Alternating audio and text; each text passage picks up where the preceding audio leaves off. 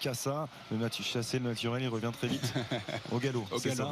Oui. On va revenir sur cette grande soirée parce que c'est vrai que ce soir on a vécu un grand moment ici à Wembley à l'occasion de cette deuxième demi-finale entre l'Angleterre et le Danemark, mais hier aussi il y avait cette affiche de choix entre l'Italie et l'Espagne. Un petit film de cette soirée pour se remémorer là aussi toutes ces émotions. Ça vous est préparé par Florian Bio. Un rêve enchanté. L'Italie unie retrouve la voie des sommets. Dimanche, elle disputera sa première finale internationale depuis 9 ans. Séduisante depuis le début de l'Euro, à l'image hier soir de Federico Chiesa, auteur d'un but magistral.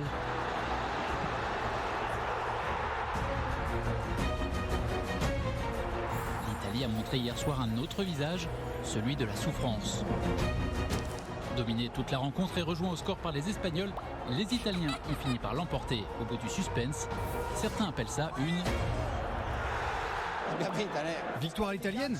Les équipes de foot attaquent et défendent. Cela n'existe pas, les équipes qui ne font qu'attaquer.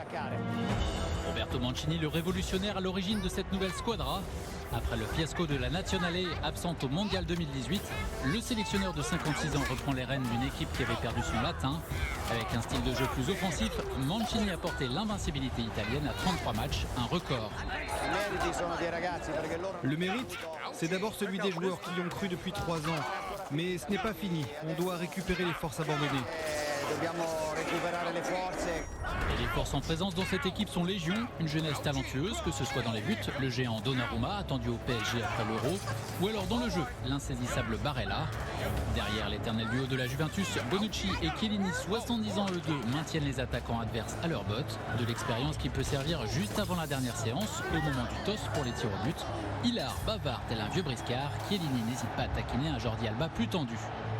Une Italie sereine jusqu'au tir au but vainqueur de Jorginho. 15 ans après son sacre mondial, la Squadra Azzurra part à la conquête d'un deuxième titre de champion d'Europe. Le début peut-être d'une nouvelle renaissance italienne.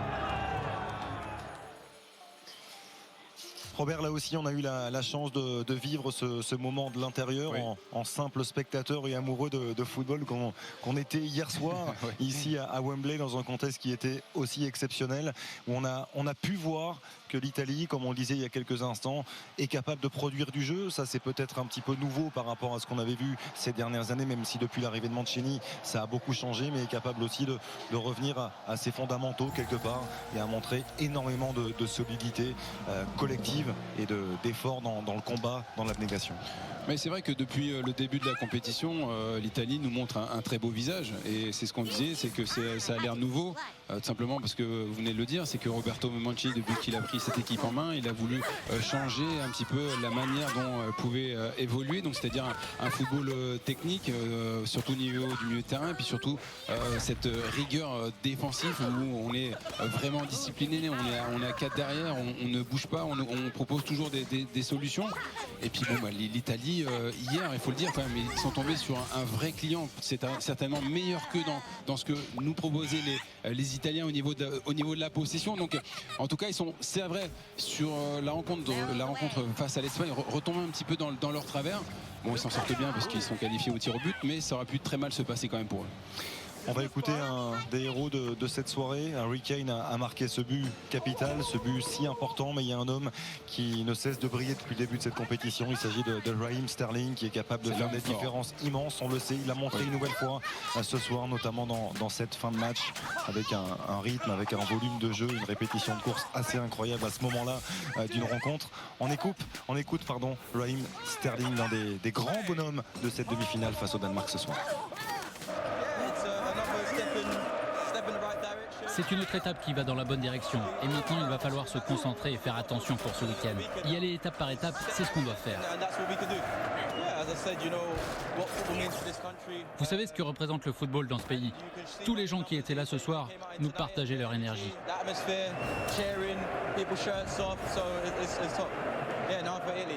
On va d'abord célébrer un peu et se concentrer sur le match face à l'Italie. étape par étape, step by step, comme disait Raheem Sterling à l'instant. Est-ce que ça peut suffire d'y aller étape par étape pour les Anglais, pour aller enfin chercher ce premier titre de champion d'Europe, ce deuxième titre dans une grande compétition internationale? On rappelle, 55 ans le dernier titre pour les Anglais. Alors pour les Italiens, ça remonte aussi, ça remonte à un certain nombre d'années. Il y a eu cette finale en 2012, mais il me semble que c'était en 68 aussi pour la nationale. Oui, les Anglais ils sont capables d'aller chercher ce fameux trophée tant convoité justement par eux, parce que c'est ce qu'ils recherchent depuis des années maintenant. Il y aura un client en face, c'est l'Italie, c'est une formation qui est capable, on le dit depuis tout à l'heure, de vraiment les inquiéter sur beaucoup, je trouve, de domaines. En tout cas, il y a cette pression qui va s'accumuler, ça va être crispant, il faut bien préparer la rencontre parce qu'elle aura lieu ici à Wembley devant leurs supporters. Je pense que le stade, quoi qu'il arrive, il sera pratiquement plein, mais en tout cas ils sont pas loin de soulever le trophée. Robert, reste à vous remercier de nous avoir brillamment accompagnés ce soir une nouvelle fois. C'était un vrai Merci plaisir. à vous, Xavier. Merci à Karine Galli qui était bien sûr à nos côtés. Merci à toutes les équipes réunies autour de nous, autour de Joël Iscla et Fabrice Clément, Julien Babou bien sûr, toujours aussi précieux à Paris. Et puis n'oubliez pas ce grand rendez-vous Angleterre-Italie, finale de rêve entre deux des équipes qui ont laissé et qui ont fait peut-être la meilleure impression depuis le début de cette Euro 2020. Nous serons privilégiés, nous aurons la chance d'être avec vous en direct dès 20h30 avec Marie Portelano et toute sa bande pour vous présenter ce match. Le coup d'envoi 21h de ce Angleterre-Italie finale de l'Euro 2020 à vivre bien sûr en direct sur M6. Très belle soirée à vous et belle semaine avant de se retrouver dimanche pour ce grand rendez-vous de football. Au revoir.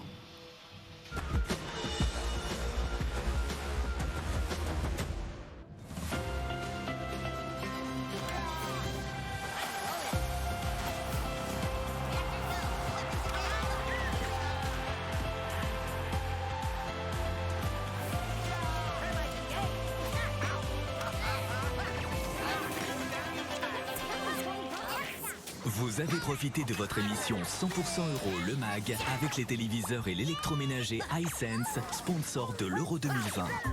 C'était 100% Euro Le Mag, le rendez-vous de tous les experts avec feu vert. 4 roues, 2 roues, rien ne remplace l'expert. Dans un instant, c'est le premier zone interdite de l'été plongé dans les coulisses du parc d'attractions chouchou des Français, le parc Astérix. L'objectif, séduire un maximum de visiteurs cet été car la concurrence est rude. A tout de suite.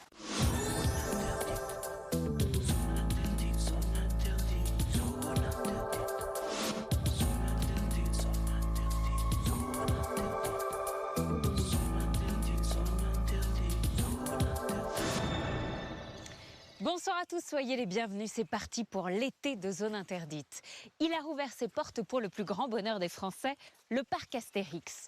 Après des mois de fermeture, son grand défi, séduire un maximum de visiteurs, surtout que la concurrence est rude avec le géant Disneyland Paris à seulement quelques kilomètres de là. Pour se démarquer, les équipes d'irréductibles gaulois doivent faire preuve de beaucoup d'humour et d'imagination.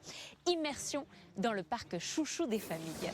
Astérix, les secrets d'un succès français, c'est signé Guillaume Barthélémy pour l'été de Zone Interdite.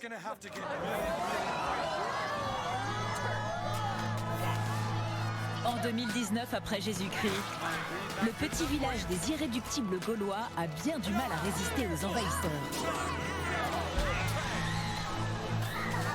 Tous les week-ends, dès l'ouverture, une foule impatiente déferle dans les allées et dans ses nombreuses attractions à sensations.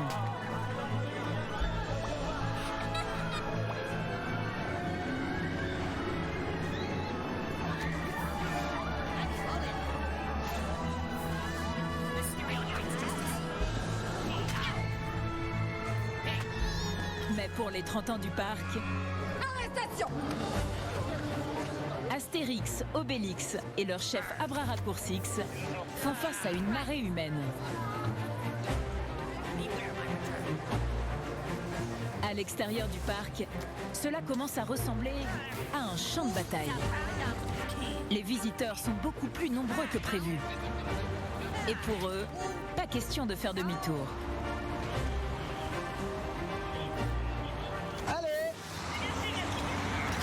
Bonjour. On va essayer de décongestionner là un peu. Dans cette pagaille, il y en a un qui fait la circulation avec plaisir. J'adore ça. Sébastien est le directeur d'exploitation du parc. Tant que ça roule comme ça, c'est top. Combien de temps vous avez attendu là sur l'autoroute? 40 minutes. D'accord, vous venez de Paris? D'accord. Dans la vie d'un directeur de parc d'attractions, il y a deux grandes craintes. Ne pas avoir assez de monde ou en avoir beaucoup trop. Oh putain. Ah ouais, quand même. Ah oui. Ça bouchonne pas mal. Ouais, ça va très fort. Les parkings sont presque pleins et des milliers de visiteurs continuent d'affluer. Un embouteillage géant se forme sur l'autoroute Paris-Lille. Sébastien charge une de ses collaboratrices de prévenir la SANEF, la société qui gère l'autoroute. À la demande de mon responsable, est-ce qu'il serait possible d'écrire sur vos panneaux forte affluence au parc Astérix? À mon avis, vous allez être complet dans peu de temps, je pense. En effet, quelques minutes plus tard, Sébastien doit prendre une décision radicale. Parc complet dès que possible sur la SANEF, on y va. À toutes. Dès sa réouverture, des milliers de visiteurs viennent découvrir les nouvelles attractions, mais surtout replonger en enfance. Depuis 60 ans, les aventures d'Astérix passionnent des générations de petits Français. C'est rigolo, Astérix. Vendu à plus de 370 millions d'exemplaires à travers le monde, c'est la bande dessinée de tous les records. Chaque film fait un carton en salle.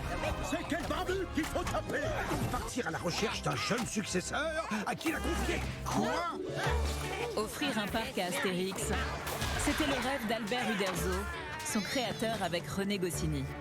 Au début des années 80, il visite Disney World à Los Angeles et s'en inspire pour créer un parc à la gloire de sa bande dessinée. À l'ouverture en 1989, le succès est immédiat. Mais patatras, 3 ans plus tard, à seulement 50 km de là, Euro Disney, le géant américain, ouvre ses portes. Il est 2 fois plus grand et son budget est largement supérieur.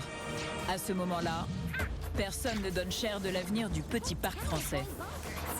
Mais si nos Gaulois n'ont pas les moyens des Américains, ils ont des idées.